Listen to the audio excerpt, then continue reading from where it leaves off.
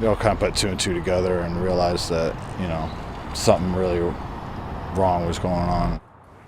Tragedy in a quiet Clark County neighborhood after the sheriff's office responded to an apparent murder-suicide Sunday afternoon. Investigators believe 5 people were already dead by the time they arrived at the home on Northeast 92nd Street in the Orchards area. A relative of the suspect initially called deputies asking for someone to check on his family. Alma McCarty joins us now with the latest information. Hey, Alma. Well, Evan, it's still going to be several days until we know the identities of the victims and of the suspect because the sheriff's office still has to notify some next of kin. However, what we do know is that all 5 were related, and deputies believe that the suspect, a man, shot his wife, his 2 adult daughters, and his adult brother before turning the gun on himself.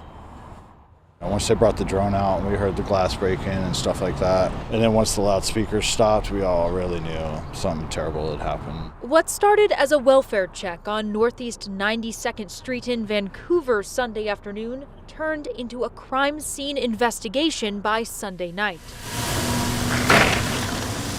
Nearby neighbors like J.D. Hartman recall the feelings of dread. When everything goes silent, like dead silent, it's like, like you just feel it. You feel it in your heart and you feel it in your bones, and it was super bone chilling, and we all just kind of looked at each other and we're like, man, this isn't good.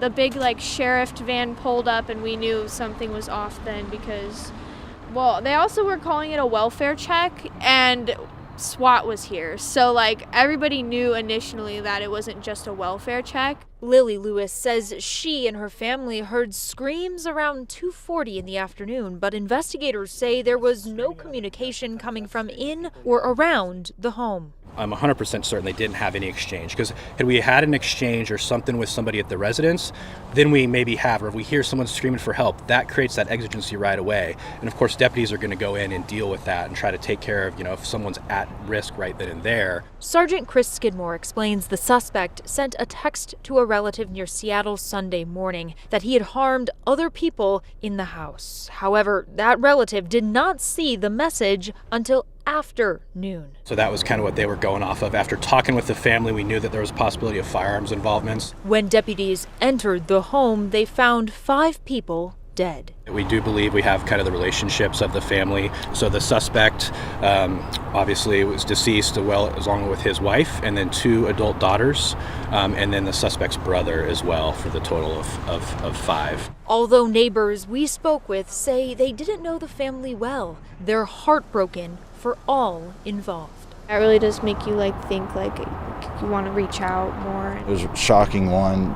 2 was just, we all got that eerie feeling when it went silent, you know what I mean? Again, it will take some time to learn the identities of the suspect and of the victims in this apparent murder-suicide, but we will be sure to update you as we learn more. Live in Clark County, Alma McCarty, KGW News.